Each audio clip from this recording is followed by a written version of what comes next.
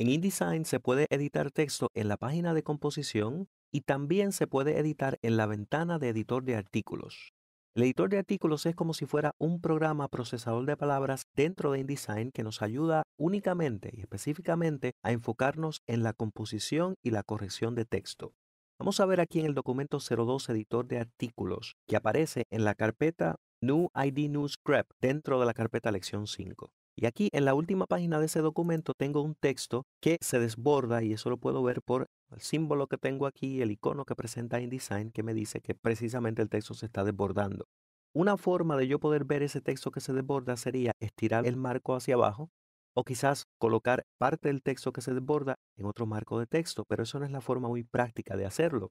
De hecho, consume bastante tiempo y no es muy precisa. Así que en momentos como este es muy vital el utilizar el editor de artículos. Para hacerlo selecciono aquí ya sea el marco de texto o coloco el punto de inserción dentro del texto o selecciono parte del texto. Cualquiera de esas formas me permite ir al menú edición y seleccionar editar en editor de artículos. Ahora me aparece una ventana que es completamente independiente de la página de composición. De hecho, es como si fuera un documento adicional que estuviera abierto. Como podemos ver, lo he colocado aquí como si fuera una ficha, como un documento adicional. Vamos a desprenderlo de ahí. Y ahora lo que me gusta hacer generalmente es utilizar la barra de aplicación para ahora organizar los documentos o las ventanas para que queden lado a lado. Ahora puedo ver solamente el texto del artículo en una ventana y en la otra ventana tengo mi composición. Lo interesante de este editor de artículos es que solamente me presenta el texto y me presenta todo el texto en el artículo, aún aquel texto que se ha desbordado. También puedo ver mediante esta línea vertical en rojo el texto que se desborda. Incluso me dibuja aquí una serie de líneas para dejarme saber hasta dónde exactamente tengo que llevar el texto para que encaje perfectamente con el marco de texto.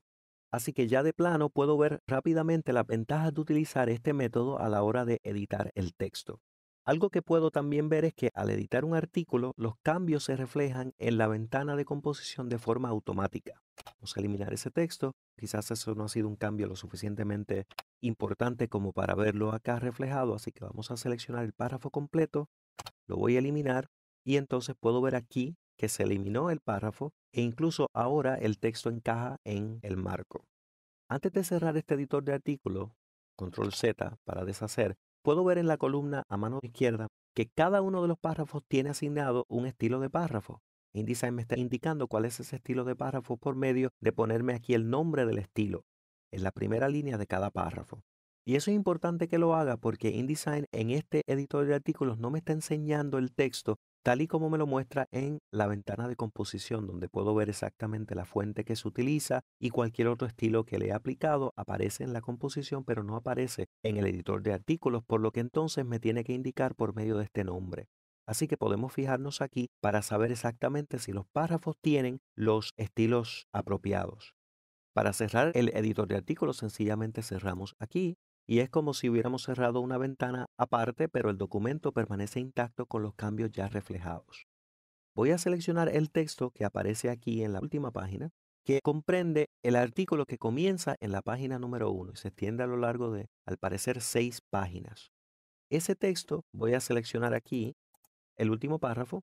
Esta vez voy a llamar el editor de artículos utilizando el atajo control Y en el teclado y aquí puedo ver todo el texto que he seleccionado y también puedo ver todo el texto que comprende el artículo. Nuevamente vamos a organizar estas ventanas utilizando aquí el botón apropiado.